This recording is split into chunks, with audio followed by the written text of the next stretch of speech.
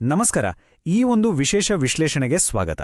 ಒಂದು ಪುಟ್ಟ ಕೀಟದಿಂದ ವಿಶ್ವದ ಅತ್ಯಂತ ಐಷಾರಾಮಿ ಬಟ್ಟೆ ಹೇಗೆ ತಯಾರಾಗತ್ತೆ ಅನ್ನೋದ್ರ ಬಗ್ಗೆ ನಾವಿವತ್ತು ತಿಳಿದುಕೊಳ್ಳಲಿದ್ದೇವೆ. ಥೈಲ್ಯಾಂಡ್ನ ಸಾಂಪ್ರದಾಯಿಕ ಕೈಮಗ್ಗದ ನೇಕಾರರ ದೃಷ್ಟಿಕೋನದಿಂದ ಮತ್ತು ಆಧುನಿಕ ಯಂತ್ರಗಳ ವೇಗದ ಹಿನ್ನೆಲೆಯಲ್ಲಿ ಈ ರೇಷ್ಮೆಯ ಅದ್ಭುತ ಕಥೆಯನ್ನ ನೋಡೋಣ ಬನ್ನಿ. ಇದು ಕೇವಲ ಒಂದು ಬಟ್ಟೆಯ ಕಥೆಯಲ್ಲ, ಪ್ರಕೃತಿ ಮತ್ತು ತಂತ್ರಜ್ಞಾನದ ಮುಖಾಮುಖಿ. ಸರಿ, ಈ ಸಂಖ್ಯೆಯನ್ನ ಒಮ್ಮೆ ಊಹಿಸಿಕೊಳ್ಳಿ. ಬರೋಬ್ಬರಿ 2,500.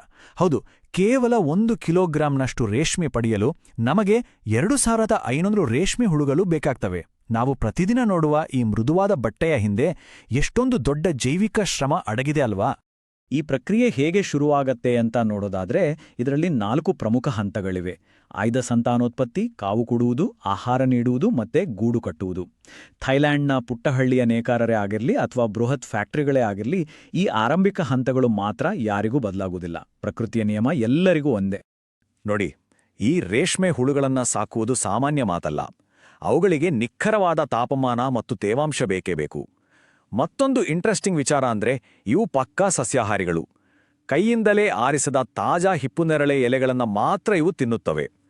ಒಂದು ಫಾರ್ಮ್ನಲ್ಲಿ ವಾರಕ್ಕೆ ಸುಮಾರು 2 ಟನ್ಗಳಷ್ಟು ಎಲೆಗಳು ಖರ್ಚಾಗುತ್ತವೆ.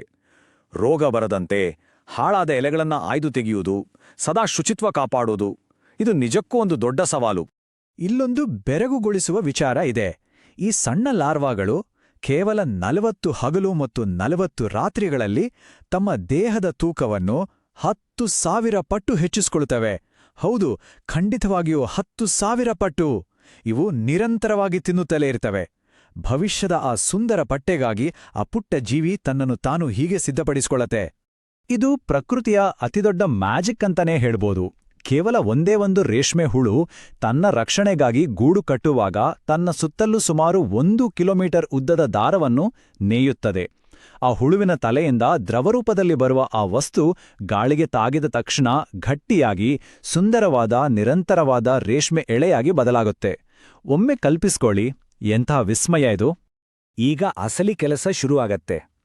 ಈ ಎಳೆಗಳನ್ನ ಸೆರಿಸಿನ್ ಅನ್ನೋ ಒಂದು ರೀತಿಯ ಪ್ರೋಟೀನ್ ಅಂಟಿನಂತೆ ಗಟ್ಟಿಯಾಗಿ ಹಿಡಿದಿಟ್ಕೊಂಡಿರುತ್ತೆ.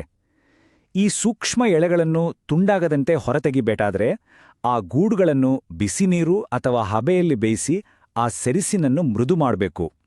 ಇದು ಅತ್ಯಂತ ನಾಜುಕಿನ ಮತ್ತು ತಾಳ್ಮೆ ಬಿಡುವ ಪ್ರಕ್ರಿಯೆ. ಅಂದ ಹಾಗೆ ಈ ಒದ್ದೆಯಾದ ರೇಷ್ಮೆ ತುಂಬಾ ದುರ್ಬಲವಾಗಿರುತ್ತೆ. ಸ್ವಲ್ಪ ಎಳೆದ್ರೂ ತುಂಡಾಗಿ ಇಡೀ ದಿನದ ಕಷ್ಟವೆಲ್ಲ ಹಾಳಾಗ್ಬಿಡುತ್ತೆ. ಹೀಗಾಗಿ ಸಾಂಪ್ರದಾಯಿಕವಾಗಿ ಒಂದು ಅದ್ಭುತ ಐಡಿಯಾ ಮಾಡ್ತಾರೆ. ಅದೇನಪ್ಪಾ ಅಂದ್ರೆ ಆ ಒದ್ದೆ ರೇಷ್ಮೆ ಮೇಲೆ ಅಕ್ಕಿಯನ್ನು ಉದುರಿಸುವುದು. ಅಕ್ಕಿ ತಕ್ಷಣವೇ ತೇವಾಂಶವನ್ನು ಹೀರ್ಕೊಂಡು ದಾರವನ್ನು ಸುರಕ್ಷಿತವಾಗಿ ಒಣಗಿಸುತ್ತೆ.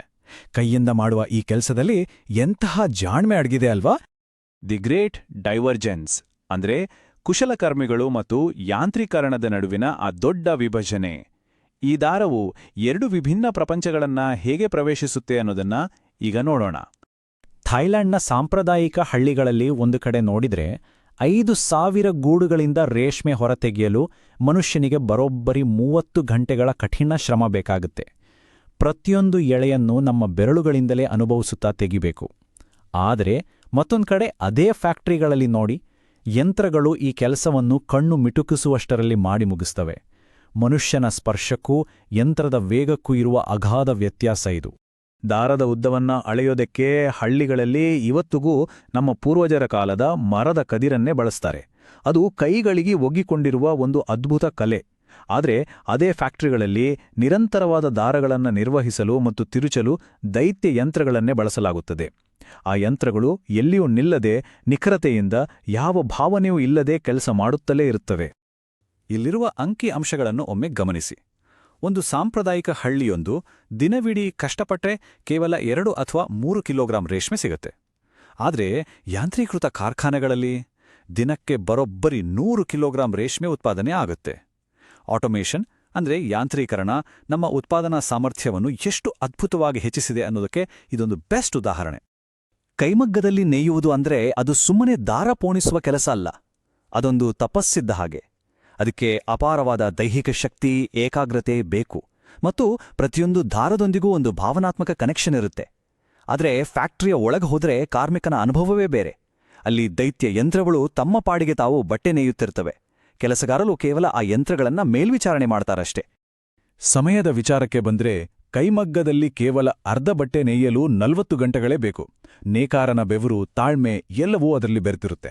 ಆದರೆ ಈ ಮೆಕ್ಯಾನಿಕಲ್ ಮಗ್ಗುಗಳು ಜಸ್ಟ್ ಕೆಲವು ನಿಮಿಷಗಳಲ್ಲಿ 3 ಮೀಟರ್ ಉದ್ದದ ಬಟ್ಟೆಯ ರೋಲ್ಗಳನ್ನು ಸಿದ್ಧಪಡಿಸ್ತವೆ. ಅಂದರೆ ಇಡೀ ಹಳ್ಳಿಯೊಂದು ವಾರಗಟ್ಲೆ ಮಾಡುವ ಉತ್ಪಾದನೆಯನ್ನು ಫ್ಯಾಕ್ಟರಿಯ ಯಂತ್ರಗಳು ಕೆಲವೇ ಗಂಟೆಗಳಲ್ಲಿ ಮುಗಿಸ್ಬಿಡ್ತವೆ. ಕೊನೆಗೆ ನಮಗೆ ಸಿಗುವ ಬಟ್ಟೆ ಹೇಗಿರುತ್ತೆ? ಸಾಂಪ್ರದಾಯಿಕ ಕೈಮಗ್ಗದ ಬಟ್ಟೆಯಲ್ಲಿ ನಮ್ಮ ಪೂರ್ವಜರ ಕಲೆ ಇರುತ್ತೆ, ಜೀವಂತಿಕೆ ಇರುತ್ತೆ. ಅದು ತುಂಬ ಅಪರೂಪದ ಮತ್ತು ಹೈ ಕ್ವಾಲಿಟಿ ಬಟ್ಟೆ. ಇನ್ನೊಂದೆಡೆ ಮಷಿನ್ಗಳು ನಮಗೆ ಬೇಕಾದ ಹಾಗೆ ಕರ್ಟನ್ಸ್ ಮತ್ತು ಟೈಗಳಂತಹ ಪ್ರಾಡಕ್ಟ್ಗಳನ್ನು ರಾಶಿಯಾಗಿ ಮಾರುಕಟ್ಟೆಗೆ ಸುರಿಯುತ್ತವೆ. ಯಂತ್ರಗಳು ನಮಗೆ ವೇಗ ಮತ್ತು ಪ್ರಮಾಣವನ್ನು ಕೊಟ್ಟಿವೆ ನಿಜ, ಆದರೆ ಕರಕುಶಲತೆಯ ಆ ಒರಿಜಿನಲ್ ಆತ್ಮ ಯಂತ್ರಗಳಲ್ಲಿ ಸಿಗುತ್ತಾ? ಹಾಗಾದ್ರೆ ಇದೆಲ್ಲದರ ಅರ್ಥ ಏನು? ತಂತ್ರಜ್ಞಾನ ನಮ್ಮ ಉತ್ಪಾದನೆಯನ್ನ ರಾಕೆಟ್ ವೇಗದಲ್ಲಿ ಹೆಚ್ಚಿಸ್ತಿರಬಹುದು, ಆದರೆ ಪ್ರಕೃತಿಯ 40 ದಿನಗಳ ನಿರಂತರ ಪ್ರಕ್ರಿಯೆ ಮತ್ತು ಮನುಷ್ಯನ 40 ಗಂಟೆಗಳ ತಾಳ್ಮೆಯಿಂದ ಅರಳುವ ಆ ಅಪರೂಪದ ಬಟ್ಟೆಯ ನಿಜವಾದ ಮೌಲ್ಯವಾದ್ರೂ ಏನು? ಯಂತ್ರದ ವೇಗ ಮುಖ್ಯವೋ ಅಥವಾ ಮನುಷ್ಯನ ಕಲೆಯ ಜೀವಂತಿಕೆ ಮುಖ್ಯವೋ? ಈ ಸಮತೋಲನದ ಬಗ್ಗೆ ನಾವೆಲ್ಲರೂ ಒಮ್ಮೆ ಯೋಚಿಸಲೇಬೇಕು. ಈ ವಿಶೇಷ ವಿಶ್ಲೇಷಣೆಯಲ್ಲಿ ಜೊತೆಯಾಗಿದ್ದಕ್ಕಾಗಿ ಧನ್ಯವಾದಗಳು.